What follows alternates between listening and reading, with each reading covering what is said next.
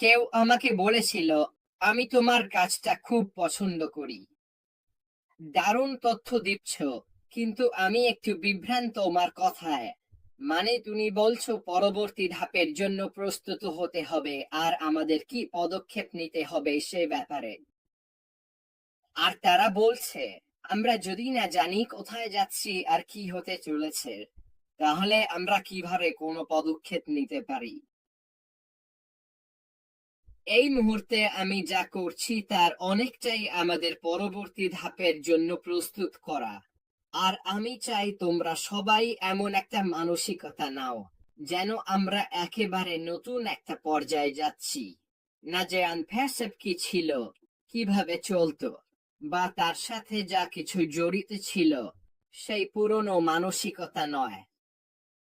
আমাদের সত্যি সেটা ঝেড়ে ফেলতে হবে এবং নিজেদের প্রস্তুত করতে হবে।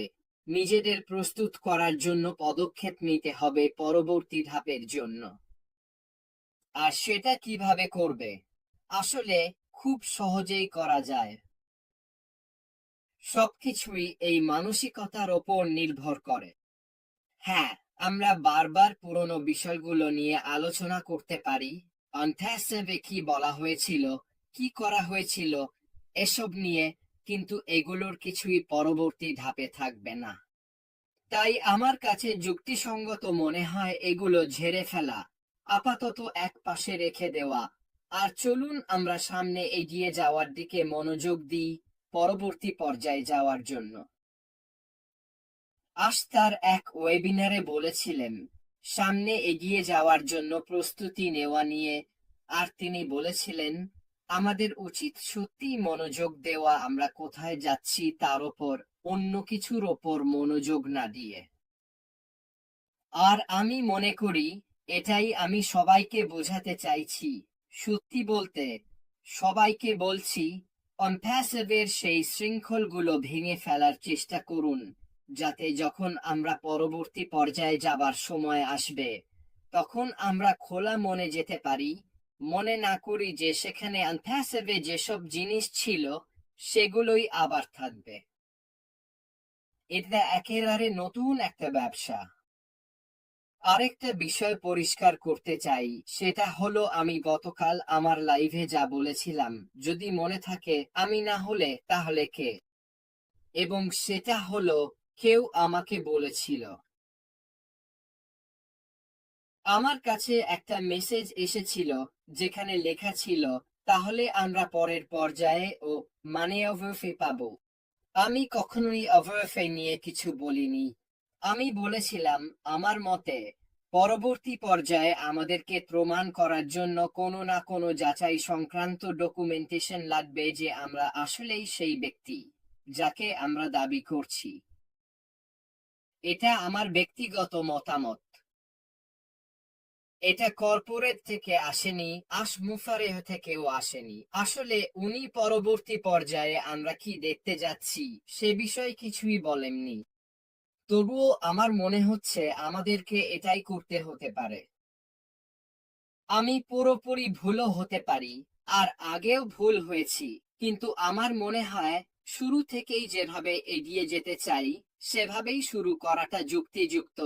বারবার ঘুরে ফিরে আবার শুরু করার চেয়ে আমরা কেন শুরুতেই যাচাই করে নিই না যে মানুষ আসলেই তারা যাকে দাবি করছে, যাতে তারা পরবর্তী পর্যায়ে যেতে পারে। আমি জানি না, কিন্তু যখন দেখি কেউ আমার কথা উদ্ধৃত করে বলে এটাই বলেছেন আর বাকিরা সেটাই ধরে নিচ্ছে, তখন বলি এটা বলেননি। আমি বলেছিলাম এটা আমার ব্যক্তিগত মতামত, এবং আমার বারবার এসে আবারও নিশ্চিত করার দরকার নেই যে এটা আমি বলছি, এটা আমার ভাবনা। গতকাল রাতে আমরা আপডেজেরও বুক পয়েন্টে অ্যান্ডি আর জিনের সঙ্গে ভালো একটা আড্ডা দিয়েছিলাম। আর আমরা অনেক কিছু নিয়ে কথা বলছিলাম যেগুলো ওয়েবিনারে ঘটেছিল। আর অ্যান্ডি যে বিষয়টা তুলেছিল সেটা ছিল আপনি কাকে অনুসরণ করবেন সেটা বেছে নেওয়া। এখন ও যে বিষয়টা বলছিল সেটা আমার সত্যিই খুব ভালো লেগেছিল। সে বলছিল, আসলে সফল মানুষদের অনুসরণ করাই ভালো, কারণ তাদের অতীত রেকর্ড আপনি জানেন। এখন মানুষ যাই বলুক না কেন, অনলাইন মার্কেটিং এর ক্ষেত্রে মুফারেহের রেকর্ড দারুণ। অনেক কোম্পানি চেয়েছিল তাকে তাদের প্রতিষ্ঠানে অ্যাফিলিয়েট হিসেবে রাখতে, কারণ তারা জানত এতে তাদের কোম্পানির অনেক উপকার হবে। আমরা কাকে অনুসরণ করি সেটা সত্যি অনেক বড় পার্থক্য গড়ে তোলে।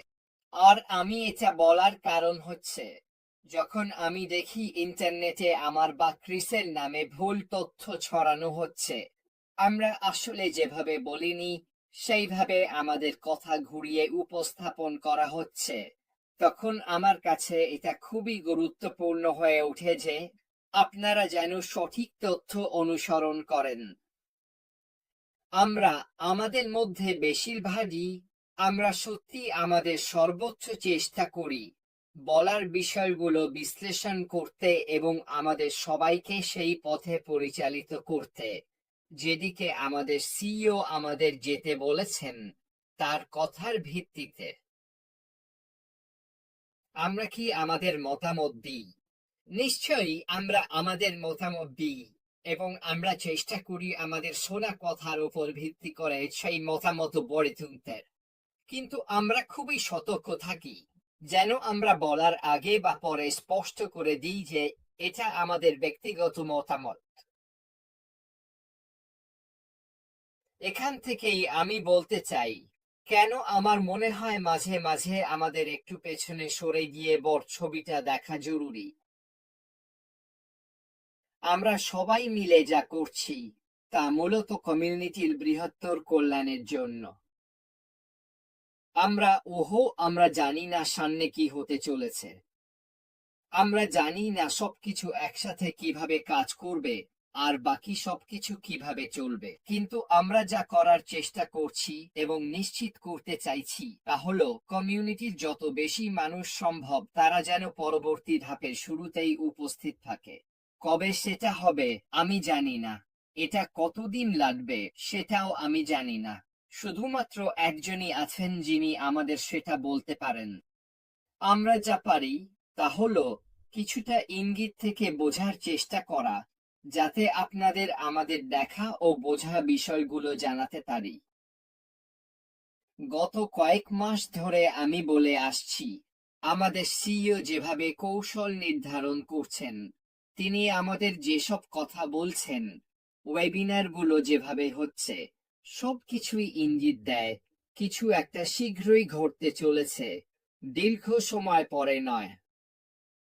না হলে এর কোনো মানে হয় না। আর আমাদের সবার কাজ হলো একসাথে থেকে দৃঢ়ভাবে টিকে থাকা, সবাইকে একত্রিত রাখা এবং নিশ্চিত করা যে আমরা ঠিক পথে থাকি, যাতে পরবর্তী ধাপের শুরুতে পৌঁছাতে পারি।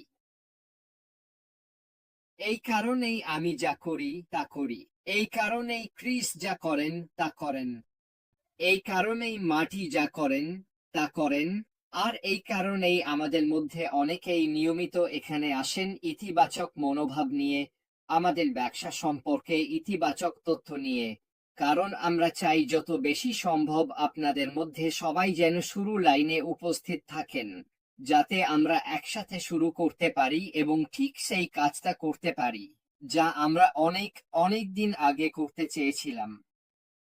আর সেই লক্ষ্য ছিল আমাদের ব্যবসাকে এমন এক অবস্থানে নিয়ে যাওয়া যেখানে আমরা আমাদের কাজ থেকে অর্থ উপার্জন করতে পারি, সেটা যেভাবেই হোক না কেন।